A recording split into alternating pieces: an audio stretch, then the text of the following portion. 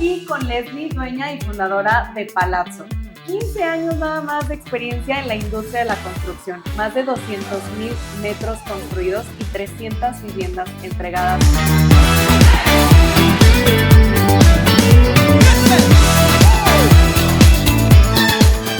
Y Leslie, tengo que confesarte que cuando me hablaron de ti, de tu perfil, ya sabes, uno empieza a imaginarse a cierta persona y cuando de repente veo un video y te veo tan joven y tan fresca y todo, dije, ¡oh!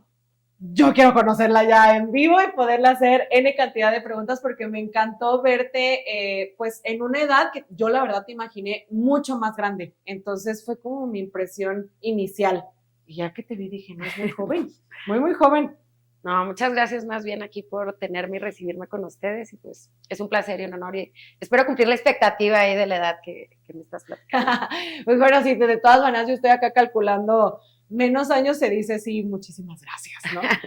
Leslie, hablando ya entrando en materia de lo que es tu tema central, ¿no? Aquí para Movimiento Tranquilo, pues sabemos que tú representas el pilar patrimonial.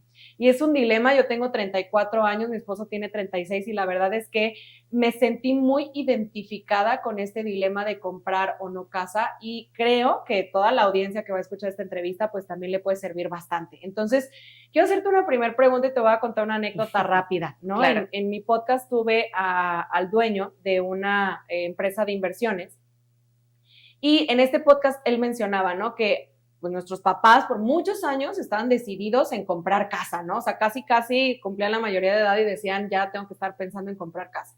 Nuestra generación ahora es muy distinta, ¿no? Este dueño de esta empresa de inversiones decía que pues ahora él no recomienda comprar casa, que él recomienda que si tienes un dinerito, pues lo muevas, lo inviertas y ya mucho más a futuro pienses en comprar la casa de tus sueños, que quién sabe cuántos millones va a valer, ¿no? ¿Qué piensas tú de eso? Porque entro en ese dilema existencial. Mira, sí es un dilema y es algo que depende mucho de cómo tienes tú manejando tus finanzas personales, tus ingresos, si son fijos, si eres emprendedor, pues obviamente tienes diferentes circunstancias. Pero no dudo que invertir en acciones, fondos sea una excelente decisión, pero sin embargo no lo veo tan seguro. Esa incertidumbre que a lo mejor supongo que rentas actualmente. Así es, departamento, no casa. Ayer estaba hablando con una persona que de la nada la persona le pidió su casa de regreso. Oye, ¿sabes qué? Dámela porque la voy a vender. Entonces me dice, yo me estresé y me frustré porque ni siquiera es mi propiedad, o sea, no puedo disponer, no tengo de nada. A la vez, pues tú sabes que vas trabajando, vas ahorrando y la mayoría de estos fondos de inversión tienen un plazo. Tú llegas a tener una emergencia y ¿qué haces? Porque para que sea un patrimonio, en realidad lo que tu patrimonio te proporciona no es solo un techo donde vivir, es una seguridad financiera que más adelante tú llegas a tener una emergencia, le bajas un 10% y la vendes y dispones de él. O que a la vez te sirve de colchón para crecer más adelante tu patrimonio. Es como tener un fondo de ahorro que no solo utilizas para vivir, sino que puedes disponer para seguir creciendo. ¿Por qué? Porque nada le gana en bienes raíces en cuestión de plusvalía y de crecimiento a lo largo del tiempo del valor de tu dinero. Los fondos de inversión, nadie te va a garantizar un monto, es algo que simplemente es como un ahorro para tratar de equipararse con la inflación, pero realmente no es algo que te dé un beneficio para crecer un patrimonio.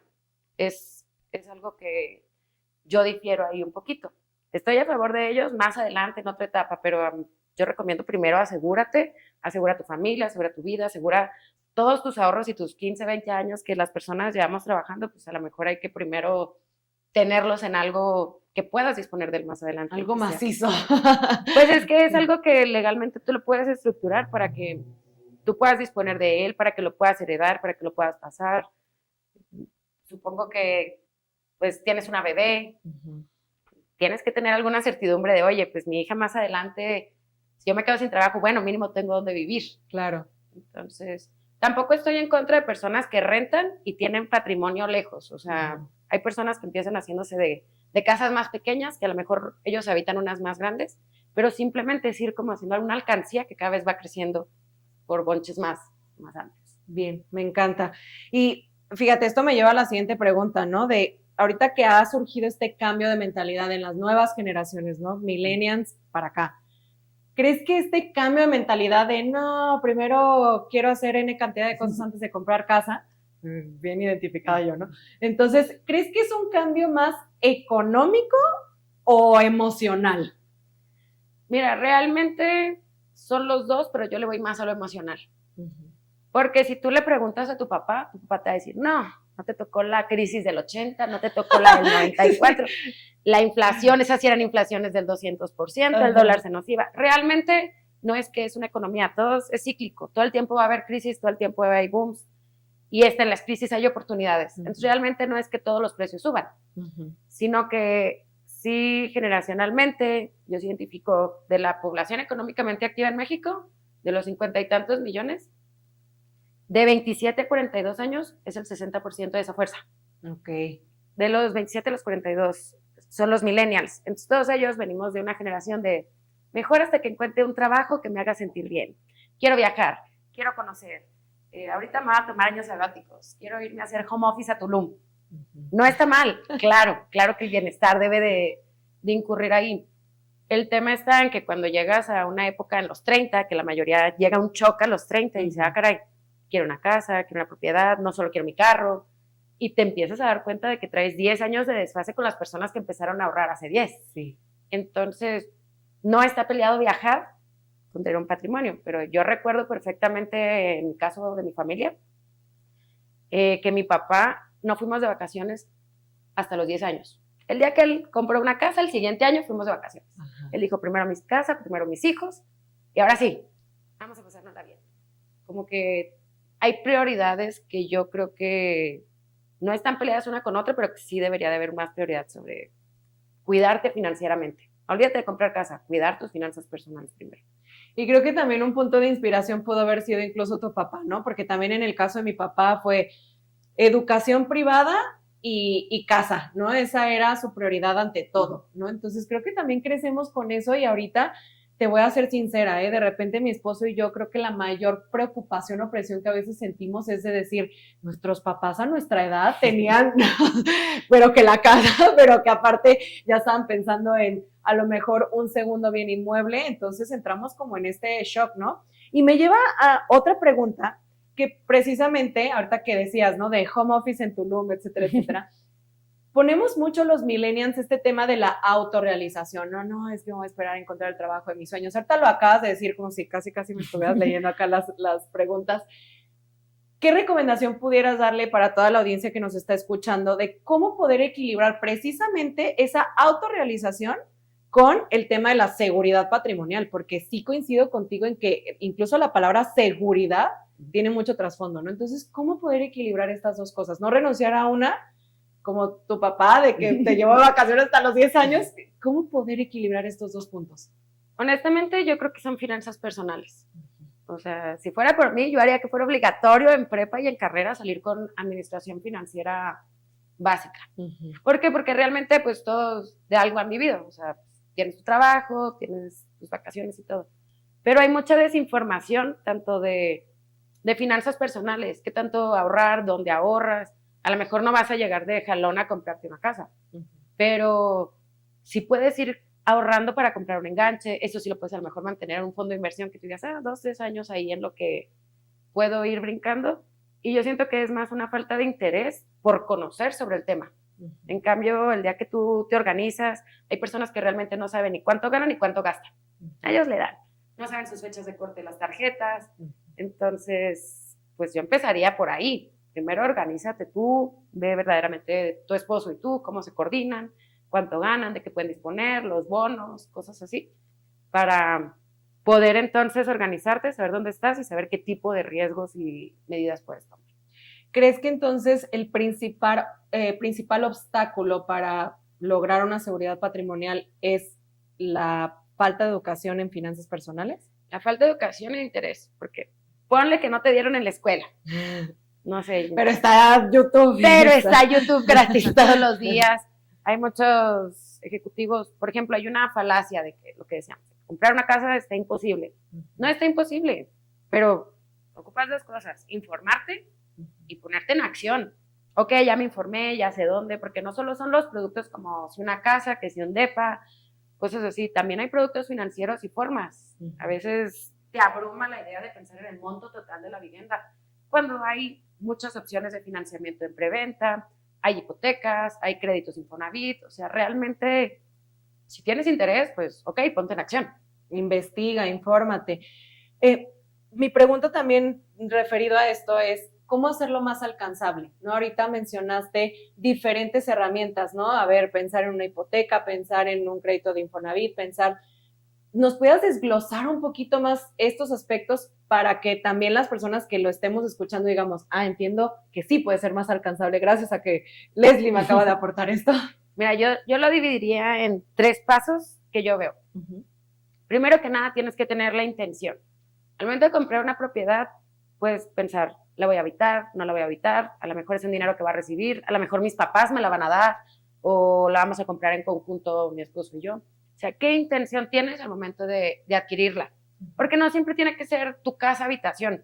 O sea, a lo mejor puedes comprar algo que te esté dando dinero mientras tú rentas, pero te genera más que el que tú habitas. Entonces, ya que tú decides, o no, quiero la casa de mis sueños. Pues la casa de mis sueños desde un inicio pues está un poco difícil, pero puedes empezar con otro tipo de propiedades.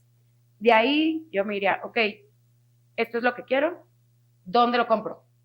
Tú sabes lo que dicen de bienes raíces. Ubicación, ubicación, ubicación. A veces existe esa nostalgia de yo quiero comprar en la colonia donde crecí, o cerca de mis papás, o cosas así. A cuadras de tal parque. Realmente siempre te tienes que portar como un inversionista, porque son todos tus ahorros lo que está ahí, es todo tu trabajo y todo tu esfuerzo puesto ahí. Entonces, claro que la ubicación es importante, busca desarrollos y fraccionamientos nuevos, investiga el plan parcial. De repente vemos desarrollos muy bonitos en las afueras de la ciudad, pero el transporte público no tiene pensado ir para allá. Entonces, son cosas que quiere decir que la mancha urbana no va a crecer y tu plusvalía, tu propiedad va a valer ahorita igual que en 5 o 10 años. Entonces, hay que informarte en el dónde, qué escuelas hay cercanas, qué centros comerciales, que sea una zona que tenga crecimiento. Hay colonias que tienen 30 años de toda la vida aquí en Guadalajara, pero esas no tienen plusvalía porque está una casa nueva, una vieja, una grande, una chica. Claro. Tienes que ver que lo que tú estás invirtiendo esté al coste comercial de los demás.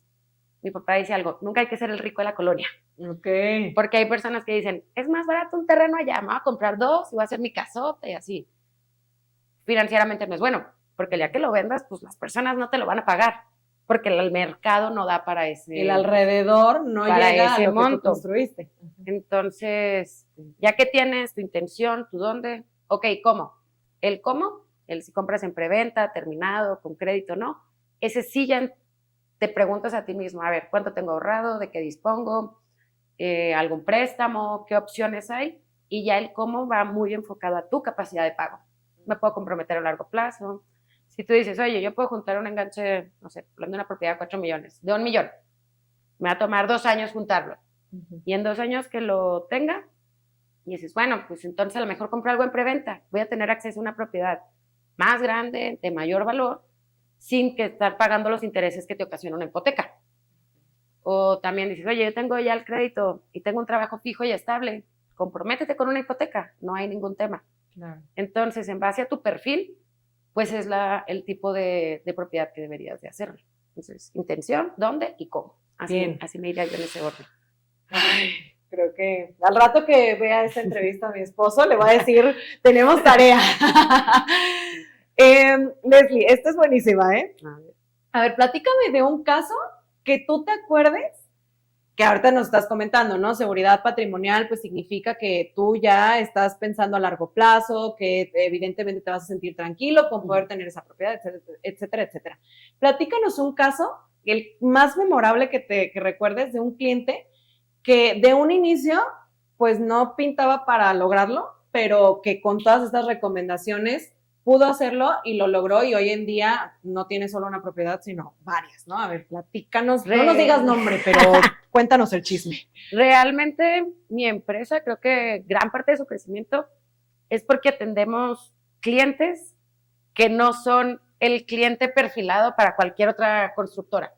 Se das cuenta que, hablando de los montos, yo creo que tú dijeras, yo tengo el dinero, puedo ganar el dinero, pero pues no lo tengo todo junto, o tengo mi negocio, no se lo voy a sacar para comprarme una propiedad. Entonces, se me ocurren varios que tenían para el enganche y se comprometieron y se pusieron a vender su casa y la mayoría de estos clientes, si quieres hacerte de algo así, tienes que irte por una preventa. Agarra una preventa de un año y medio. ¿Por qué? Porque a lo mejor tú dices, ahorita no tengo el dinero y yo tengo mi negocio, no se lo voy a quitar, no voy a dejar de comer, no voy a dejar a mis hijos sin escuela. Pero ¿sabes qué? Si puedo ir dando un enganche, puedo acceder a un mejor precio, un valor más bajo, porque una preventa es un valor más bajo. Lo pactas ahorita sin descapitalizarse. Entonces, la mayoría de mis clientes me avientan hasta un carro. Oye, Leslie, pero agárrame un carro para poderme completar. Perfecto. Oye, que tengo un DP no sé dónde. Está bien. Y ya en el año que se termina la casa, ya el monto que les falta, pues sacan una hipoteca, un crédito, le piden a alguien. O sea, realmente se esfuerzan por tener eso y tienen la paciencia de esperarse el año. O sea, no es el me urge algo de ya, sino como que y hasta se motivan, ¿sabes? Una vez que tienes el compromiso, dices, no, pues ahí va, y van todos los días a ver la casa. Y tengo un cliente que era lavacarros. O sea, el día que le entregué su casa, fue y me abrazó y me dijo, Leslie, gracias. O sea, nunca en mi vida soñé que iba a poder tener una casa. Porque cuando llegó, dio un 20% de enganche y no sabes el esfuerzo que le costó y así. Y una pareja joven, muy joven los dos, de 25 y 27 años, pero esas personas que es un orgullo saber que se hacen de su propiedad y me compré una casa de 10 millones. O sea, ¡wow! Sí, sí es. De verdad le pusieron intención. Y lo que decías, de ir a verla y todo, porque creo que eso te sigue motivando, ¿no? Claro, claro. También me gustaría contarte un caso que no es un cliente, pero uno de mis trabajadores, está el otro día yo pagando la nómina, le digo, oye, ¿tú tienes un crédito? ¿Cuánto pagas? ¿Cómo le hiciste? Y así. Me dijo, bien fácil. Él trabajó 10 años, pero pues es un albañil, ¿verdad? Trabajó 10 años, es un albañil. Consiguió dar un enganche de 50,000 pesos. Le financiaron 300,000 pesos y su propiedad vale 900 en menos de 4 años. Entonces, él podría vender su propiedad, pagar su crédito y le sobran 600,000 pesos para comprarse otra propiedad. Y le digo, ¿la venderías? Me dijo, mi vecino la acaba de vender. Dijo, yo no, porque yo lo único que quería era una casa. Y me gusta saber que vale más y que ahí está. Entonces, hay personas que no siempre quieren crecerlo, pero que mínimo él se siente bien sabiendo que hizo algo. Y es algo que yo le digo a mis amigas, oigan, a lo mejor no se completan ahorita el depa de tus sueños o la casa de tus sueños, pero eso no significa que no puedas tener una propiedad. Si mi albañil, que gana 5,000 pesos a la semana, la puede tener, ¿por qué tú no? A lo mejor no es una casa que habites, pero es algo que puedes ir creciendo poco a poco y no necesitas una gran inversión.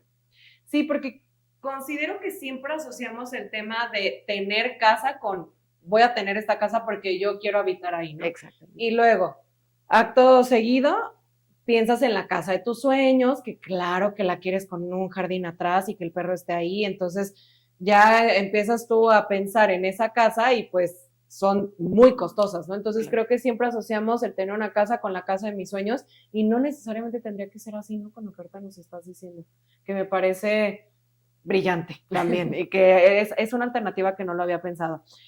Les doy otra pregunta.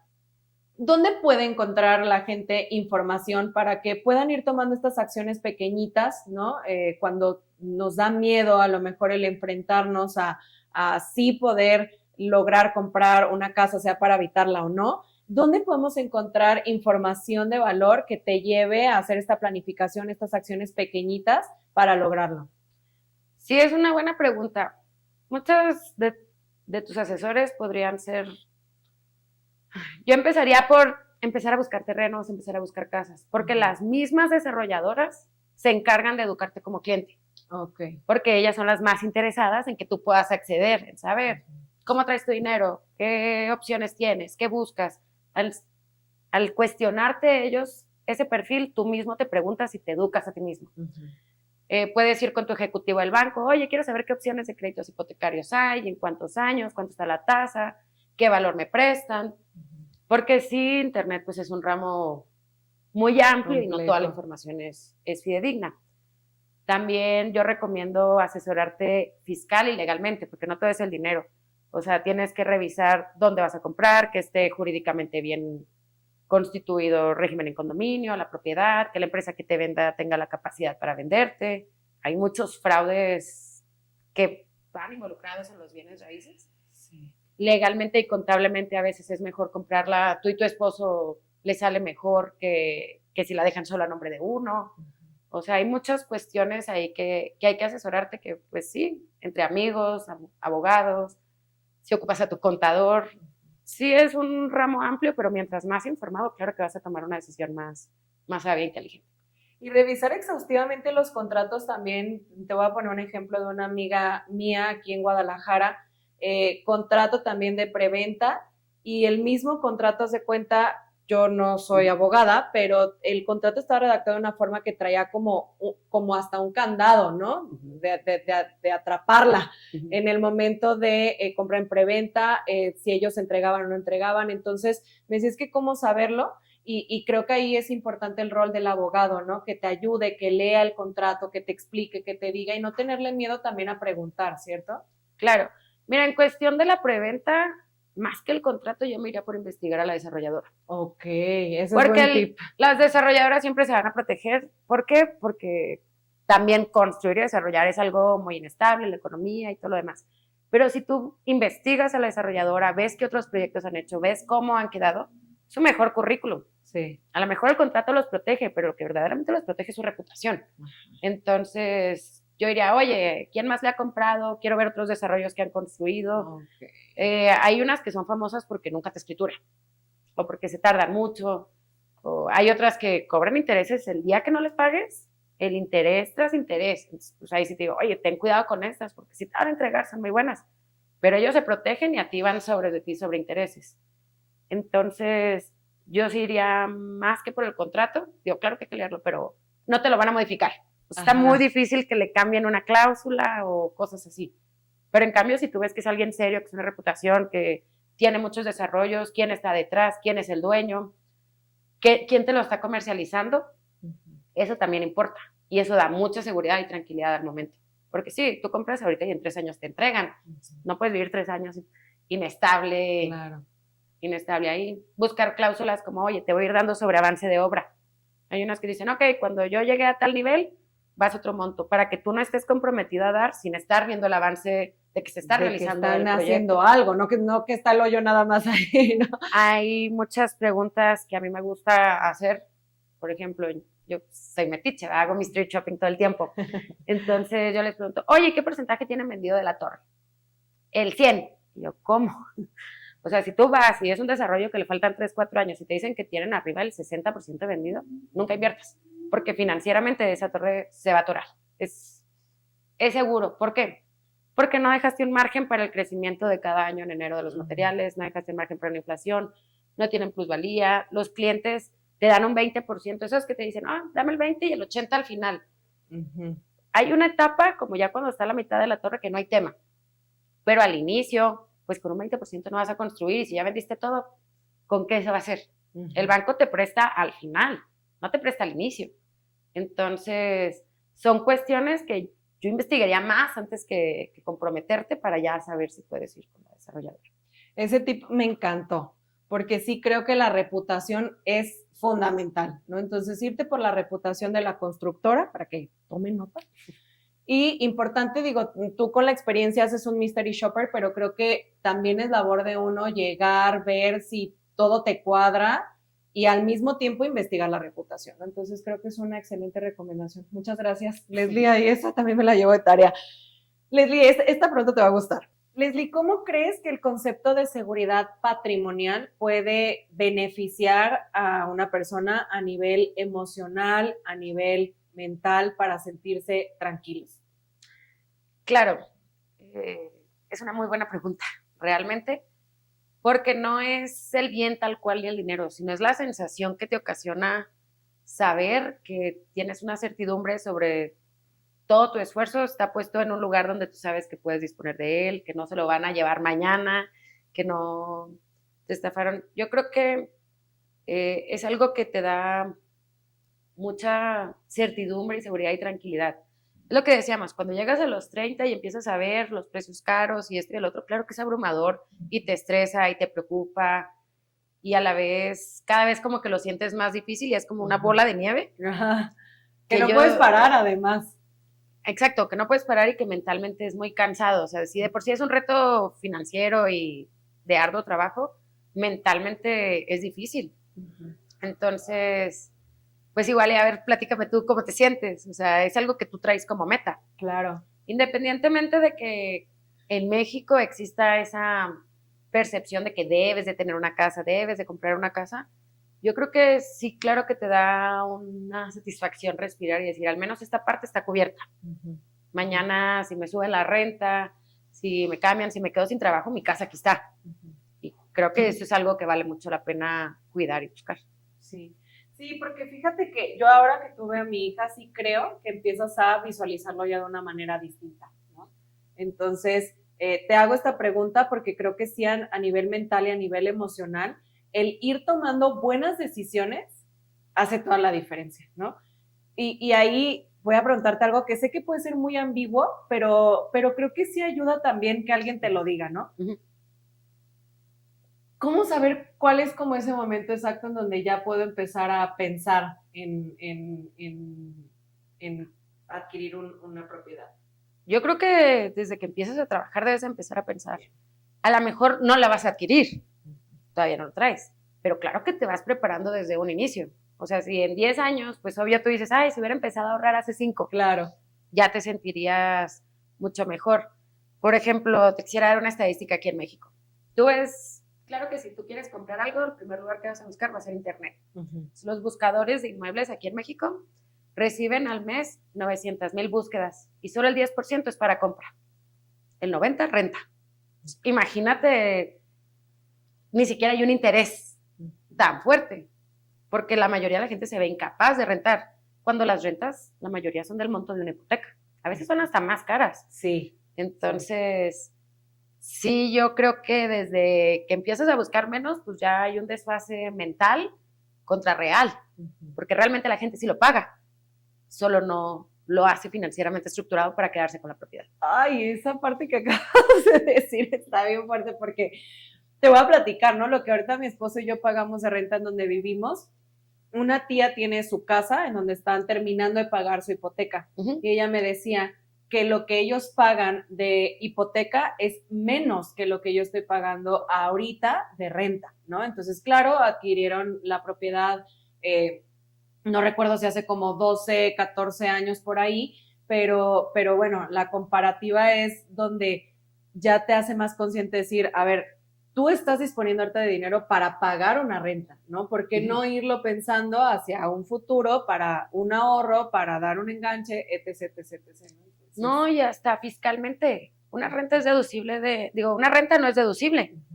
Los intereses que tú pagas en la hipoteca, sí. Así es. Hasta financieramente pagarías menos impuestos, te haría más tranquilidad, es un dinero que no se tira a la basura. Requiere un esfuerzo, a lo mejor juntar el enganche, pero claro que es opción comprar. Leslie, pensando también ya en esta parte de comprar una casa, pero más como un efecto de inversión que por habitar, ¿cómo puede convertirse entonces esta inversión en una fuente de ingresos en un futuro? O sea, ¿qué alternativas hay? ¿Rentarla, venderla? ¿Qué es lo que tú recomiendas? Claro, mira, una cosa es hacerte un patrimonio y otra es crecer tu patrimonio. Crecer tu patrimonio es algo que te va a generar un ingreso más adelante, como tú dices. Rentar. Era algo que platicábamos ahorita. Tú tienes tu ingreso fuerte. Tú y tu esposo, que es del que vives, que es del que pagas todas las cosas de tu hija y la vida diaria. Ya que tienes ese monto y que tú dices, oye, ya me acomodé, ya tengo mi casa, ya todo lo demás, ocupas empezar a invertir en cosas que te den un rendimiento, no te lo va a dar este año. Primero te hace una preventa que en 3, 4 años te va a dar no solo el rendimiento de la plusvalía, sino que te va a permitir financieramente adquirir algo que de contado, pues es difícil. Claro. Y además, pues de contado, si tienes el dinero de contado, pues compra 2. O sea, hay muchas formas financieras de hacerlo. Y ya empiezas entonces una bodega, un local. Ahorita hay crowdfunding, hay muchas plazas que se están desarrollando, donde a lo mejor tú no eres dueña del local, pero participas en las rentas. Y puedes, con tickets muy pequeños, puedes tú estar adquiriendo y recibiendo una inversión. Y está respaldado. ¿Qué tan pequeños son esos tickets? Hay desde 100,000 pesos. Okay. 100,000, 200, 500, 1,000,000.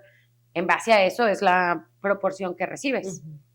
Otra cosa, que eso es algo que también yo estoy medio en contra, tienes que ver que esté respaldada y he visto unos de que empieza a recibir tu renta desde el día que das tu enganche. No se metan ahí.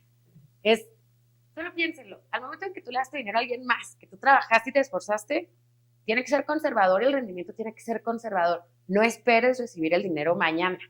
No pasa, no existe. Hay personas que, hay inversiones de esos de que dame 100,000 pesos y te dan el 10% mensual. ¿Cómo? O sea, un negocio promedio te da el 30% y trabajando todos los días arduamente y empresas grandes y Bimbo gana el 2%, o sea, de un monto gigante, ¿verdad? ¿Cómo crees que alguien que tenga un 10% anual, el 120% anual, te va a participar todavía? Pues, ¿para qué quiere tu dinero? Entonces, es algo que yo cuidaría nomás cuando inviertes en ese tipo de copropiedades o crowdfunding. Chécate que el rendimiento esté proporcional a la inversión y el tiempo y plazo, porque si no también caes en muchas estafas y fraudes piramidales y cosas así. Leslie, aprovechando que te tenemos aquí, ¿cómo podemos explicar de una manera también muy sencilla lo que es el crowdfunding para la gente que a lo mejor lo ha escuchado pero no lo ha entendido? Claro, mira, el crowdfunding es algo que yo estoy a favor y se me hace muy bien. Cuando tú no tienes un monto completo para disponer para comprar el valor total de una propiedad, nos juntamos tú y yo y tú invitas a otras 3, 4 personas y entre 10 compramos algo. Lo rentamos y en base a esa renta, pues ya a cada quien le toca en proporción a lo que invirtió un monto. Te permite acceder a participar. Normalmente son plazas comerciales, parques industriales, algo que edificios nuevos, últimamente se está usando, no sé, Colonia Chapultepec, edificios que son para renta. Entonces, porque la mayoría de los dueños de los departamentos de allá no viven ahí, los rentan a personas que les gusta pues ya esa zona y así. Entonces, entre todos participan y tienen mayor acceso a una propiedad que a lo mejor solo no pudieras. Por eso los tickets son bajos, desde 100,000 pesos. Obviamente tienes que cuidar mucho cómo está estructurado, si es un fideicomiso, si es un fondo, qué protección. Hay personas que dicen, es que me dieron una acción. No, espérate, una acción no es un compromiso, si va mal, tú también vas mal. Claro. Entonces, investígate qué respalda jurídicamente y financieramente esa institución para que tú también tengas seguridad de que el dinero que estás dando esté respaldado. Claro. Que el proyecto sí se realice, en cuánto tiempo, quién va a administrar, porque la mayoría de estas empresas, esta semana tuve una junta con una empresa que se dedica específicamente a eso, ellos las construyen, haz de cuenta que se alían con desarrolladores y dicen, yo me voy a encargar del área comercial, tú construye las torres. Y ellos se encargan, al momento en que tienen el trato, empiezan a hacer el crowdfunding. Invitan inversionistas, usan su dinero, pero ellos se especializan en administrar con marcas AAA. Entonces ellos ganan de la administración y obviamente el sobreprecio en el que te venden eso, porque va a ser más caro. La suma de las 10 personas pues te va a dar un 20% más alto que el valor real de la propiedad, pero te da acceso a eso. También es algo diferente el crowdfunding, haz de cuenta que es como en un fondo, en una inversión. Un fondo o un fideicomiso. La copropiedad es verdaderamente tú eres legalmente dueño. En las escrituras dueño de eso, que se usa mucho en tiempos compartidos, en la playa, en cosas así. De que, oye, te vendo 4 semanas al año. Puede ser por tiempo. Esas no son por tiempo limitado. Si te dicen, vence en 5 años, no es copropiedad. Si de por vida tú eres dueño de esas semanas, esa es copropiedad. Ok, bien. Y el crowdfunding puede ser desde casas, edificios, plazas, etcétera. De todo, cualquier bien inmueble. Muchos los hacen por medio de fibras. Hay muchas opciones que hay. Hay otro modelo, aquí en Guadalajara no se usa tanto, pero en México, en la Ciudad de México sí, sobre todo las fibras que hacen con ese dinero, se agarran comprando propiedades, casas y todo lo demás. Y la casa deja de ser tuya, se afecta en un fideicomiso y en base a las ganancias de las 100 casas, pues a lo mejor una no está rentada, pero la apoyan las otras. En base a eso es del dinero que recibes. Y en un fondo normalmente sí vas generando más ingreso, más que cuando están comprometidos a solo darte un monto base. Bien, perfecto. Y Leslie, hace ratito nos platicabas de qué aspectos tendríamos que vigilar si queremos comprar una propiedad que no sea para habitar, sino que sea para vender a lo mejor en un futuro. Decías, por ejemplo, como la ubicación, el tip de tu papá, ¿no? De que no seas el rico de la colonia. ¿Qué otras recomendaciones también le pudieras dar a las personas, a lo mejor un par más súper puntuales, que tendrían que sí asegurarse de tener ese checklist ya cumplidito si quieren comprar o adquirir una casa, que es más para una inversión y no para habitar? Claro, la cuestión legal es súper importante. Cómo está su escritura, que no esté grabada, que verdaderamente quien te lo venda sea el dueño, si hay poderes, saber que el poder esté vigente, porque te sorprendería, hay muchas que vienen de sucesiones, Sí. hay otras que están embargadas o se dejaron de garantía en otra propiedad. Hay personas que te ofrecen propiedades que no son tuyas. En terrenos, he escuchado de casos de que, oye, te va a vender un terreno, y pues tú no checas el croquis ni las coordenadas UTM y resulta que ese no es el terreno está ubicado en otra zona y es algo que pasa día a día. Entonces ahí pues tiene que ser un notario tuyo de confianza que también te asesore legalmente y se encargue de investigar bien la propiedad. Claro. La parte de la inmobiliaria es muy importante, tiene que ser alguien de confianza, alguien calificado, que te presente al dueño, porque de repente te ofrecen propiedades y ni siquiera el dueño está de acuerdo, cosas así. Entonces, checar la veracidad de los datos. También, ok, ya encontraste la casa que quieres, está en el precio que quieres, ya sabes cómo vas a pagarla. Muy importante, si es preventa, ok, ¿quién la construyó? ¿Qué garantías tengo? Mis vicios ocultos, ¿qué va a pasar más adelante? ¿Va a haber responsabilidad o no? Si es caso de que ya esté terminada, una casa que haya sido de 5 o 10 años, pues tienes que investigar, oye, pues dame un tiempo para saber cómo está la casa. Claro. Déjame conocerla bien, déjame hablar con el técnico, a mí me toca esta semana el técnico de la alberca, el técnico del sonido, revisar verdaderamente la propiedad. Obviamente si compras una casa de 10, 15 años o más, pues la fontanería no va a ser igual que la que se utiliza ahorita. Claro. Entonces tienes que considerar que el monto a pagar, aunque la zona esté bien, pues posiblemente tengas que reinvertir prontamente. Entonces son cosas que tienes que cuestionarte si quieres hacer o no. Bien. Y me gustaría hacerte una penúltima pregunta, porque tengo una última también muy buena. Pero la penúltima pregunta, tú que eres dueña de Palazzo y puedes ser también ejemplo para muchas personas que quieren emprender en el sector inmobiliario, hacer flipping, entre todo lo que puede estar dentro del sector, ¿qué recomendaciones les darías para también todo el sector que quiere emprender y que quiere emprender en un negocio como este?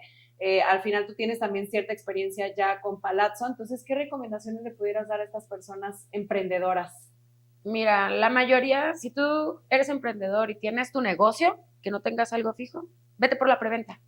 Invierte en desarrollos nuevos, en torres nuevas, en terrenos nuevos. Es algo que a lo mejor te vas a esperar, pero el rendimiento va a ser más grande. Y tú, para cuando llegue a término, tú no soltaste todo el dinero, no descapitalizaste tu negocio y traes la plusvalía de ganancia. Lo que yo les digo, oye, pues ya en preventa andas un 10-15% más abajo, mínimo, del valor comercial de la propiedad, que terminada, en su mayoría, todas traen del 30 al 50% más arriba, si te esperas 3 años a que te lo entreguen.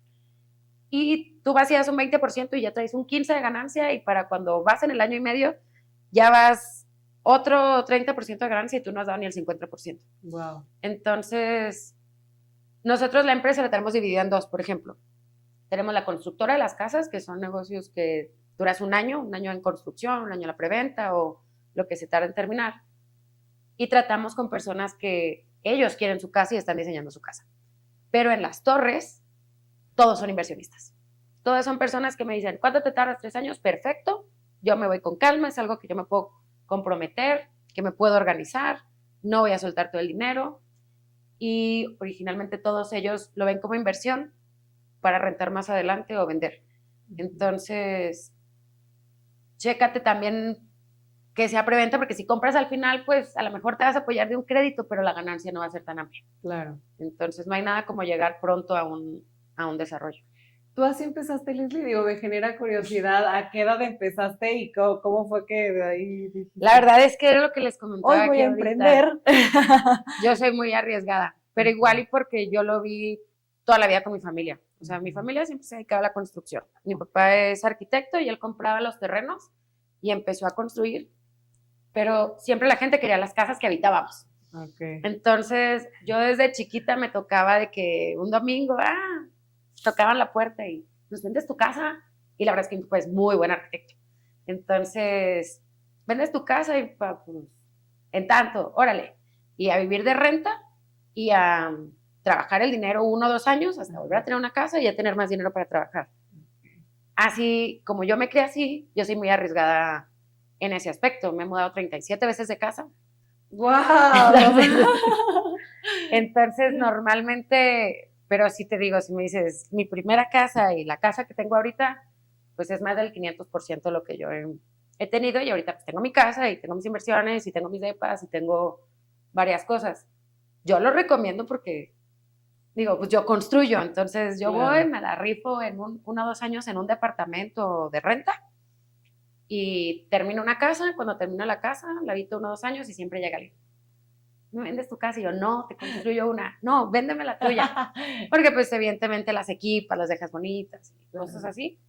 Y pues órale pues. Y ya al siguiente 2 años tengo mi misma casa o más grande y dinero para trabajar. Y así es como yo me estoy haciendo un patrimonio. Es arriesgado porque pues hasta cuando estás de renta dices, ay, no tengo casa, qué tal que no me salga, que lo que sea. Pero la verdad es que es una forma de crecer. Que para los que tengan un perfil arriesgado se los recomiendo. Yo tengo muchos clientes que empezaron con casas de 5 millones y ahorita me han comprado casas de 50 en 10 años. Entonces, porque a los 2, 3 años, la mayoría de los que son emprendedores ya se refinanciaron otra vez y a ver, les quiero una más grande. Y dan su misma casa, que es, ya tienes ese enganche, o sea, tu misma casa es tu mismo enganche. Claro. Ya tienes esa propiedad y ya nomás en 3 años juntaste el mar. Y así es como van creciendo. Entonces, ¿qué te digo? No es para cualquiera, pero... que al arriesgado sí. Pero yo sí tengo ese perfil. Claro que los riesgos, nunca vas a poder hacerte de algo si no tomas un riesgo, pero es un riesgo medido y calculado. Tienes que estar en base a la información que tengas, a las finanzas que manejas, a tus ingresos y qué tan estable sea. Entonces, yo sí recomiendo tomar riesgos. Claro que tienes que medirlos y saber hasta dónde y qué compromiso. Y cuidarte lo más posible, cuidarte legal, cuidarte fiscal, cuidarte contable, saber hasta qué punto. Pero claro que es posible y es lo que yo decía, en lugar de enfocarnos en todas las personas que tú ves que difícil es comprar una cosa, yo veo todos mis clientes que de 25 a 40 años han logrado primero la de 5 millones y ahorita la de 50, ¿no? Ajá, entonces yo digo, ¿qué hacen ellos? Entonces la mayoría es gente muy movida, muy trabajadora, muy comprometida, sin aversión al riesgo, evidentemente. Claro. Y que dicen, yo quiero y le echo ganas y me motivo. Entonces yo creo que es una cuestión también de confianza y seguridad que debes de tener para animarte a estar en ese punto. Bien, me encanta. Y creo que todas las personas nos llevamos casi como que hay que ver bien la entrevista, hacer nuestras notas, nuestro checklist de puntos a realizar después de escucharte el día de hoy. Me gustaría hacerte una última pregunta, Leslie, por parte del movimiento. ¿Qué hace Leslie todos los días para mantenerse tranquila? Tranquila. Pues haz de cuenta que yo lo defino como éxito y excelencia. Todos los días te levantas y te vas a dormir haciéndote la pregunta si todo lo que hiciste en tu día va para donde quieres ir. Bien. O sea, me mantiene tranquila que a lo mejor ahorita no estoy en el punto que quiero, pero todos los días hago algo para estar en ese punto. Bien. Del tema que quieras, salud, físico, social, de viaje, lo que sea. Pero pues yo creo que es no abrumarte pensando en la gran cantidad de cosas, sino poco a poco, ¿sabes? Yo lo vi en las casas, es blog tras blog. No te puedes perder un blog, uno por uno. Así que yo creo que eso te da tranquilidad, saber que lo que estás haciendo te está preparando. Muchas gracias por acompañarnos el día de hoy, Leslie. Disfruté bastante y aprendí también mucho, así que ya te estaremos contactando yo creo que más adelante. A la orden, ya sabes, cualquier cosa, entonces... Yo y varios, ¿no? La verdad es que algo que yo recomiendo, porque a veces, pues cuando tú desarrollas, construyes, eres inmobiliaria, estás acostumbrada y a veces somos muy acelerados y compra y emocionate. Pero se nos olvida que una compra de una propiedad y una casa es 1, 2, 3 veces en la vida. Entonces, por eso tienes que tomar una decisión muy informada, muy meditada y muy preparada, porque hay que estar conscientes que no es algo que haces todos los días, sino que es muy serio y es importante y es una de las más importantes en tu vida. Muchas gracias. Gracias.